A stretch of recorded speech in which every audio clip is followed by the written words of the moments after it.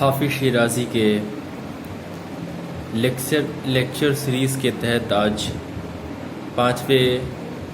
Lecture میں یا 5ویں class میں آپ لوگوں کا خیر مقدم ہے، خوش آمدید ہم کہتے ہیں۔ جیسا کہ پچھلے 4 لیکچرز یا 5 لیکچرز میں ہم نے دیکھا، شروعات میں شاعری، فارسی زبان و ادب کی شاعری کی مختصر تاریخ ایرانی پس منظر میں نے بیان کی۔ اس کے بعد پھر میں حافظ شیرازی کی اب تک 3 غزلوں کو پڑھا آپ کے سامنے، یعنی ریڈ کیا، صرف اسکرپٹ پڑھی میں نے غزلوں کو، آپ لوگوں کے سامنے غزل کیسے پڑھی جائے، فارسی زبان کا تلفظ کیسا ہوتا ہے، اس کی درستگی کے لیے میں نے حافظ شیرازی کی اب تک 3 غزلیں آپ کے سامنے پیش کی۔ آج میں حاضر آیا ہوں حافظ شیرازی کی 4تھی غزل پیش کرنے، جو آپ کے نصاب میں شامل ہے۔ میں نے آپ سے پہلے بھی ذکر کیا ہے کہ حافظ شیرازی کی BA فرسٹ ایئر میں جو آپ کے سلیبس میں غزلیات ہے، اس میں حافظ شیرازی کی بھی 5 غزلیں شامل ہیں۔ اب آپ لوگوں کے ذہن میں یہ آ رہا ہو کہ حافظ شیرازی کو ہی کیوں ہم لوگ بار بار پڑھ رہے ہیں، یا پہلے اس کو ہی کیوں پڑھ رہے ہیں؟ وہ اس لیے کہ حافظ شیرازی ایرانی شاعری کا سب سے بڑا شاعر تصور کیا جاتا ہے، سب سے بڑا شاعر مانا جاتا ہے، چونکہ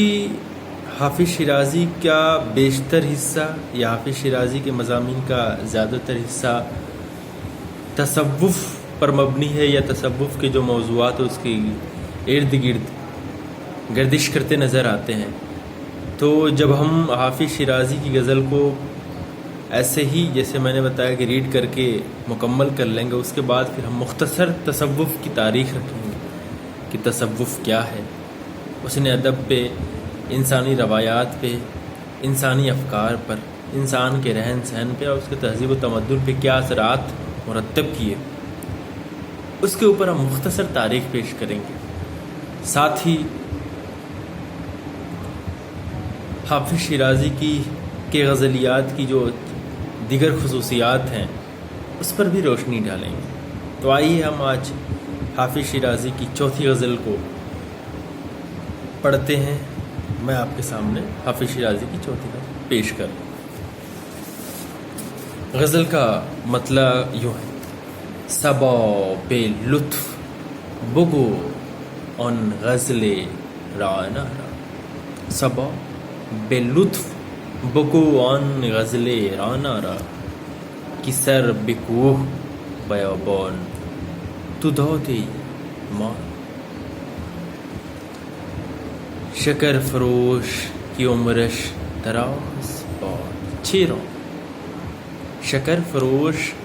کی عمرش دراز باد چیروں، تفقدی نکند توتی شکر خارا، غرور حسنت اجازت مگر نتادی گل، غرور حسنت اجازت مگر ندادے ای گل، کی بر کی پرسشی نکنی اندلی بے شیدار، بے خلق و لطف توان کرد سید اہل نظر، بے خلق و لطف توان کرد سید اہل نظر، بے بند و دام نگیرند مرغ دانا را، ندانا از چه سبب رنگ آشنایی، ندانم از چه سبب رنگ آشنایی نیست، سهی قدان سے چشم ماه سیما، چو با حبیب نشینی و باد پیمایی، چو با حبیب نشینی و باد پیمایی، به یاد دار محبان باد پیمانا، جز این قدر نتوان گفت در جمال تو عیب جز این قدر نتوان گفت در جمال تو عیب که وز مهر و وفا نیست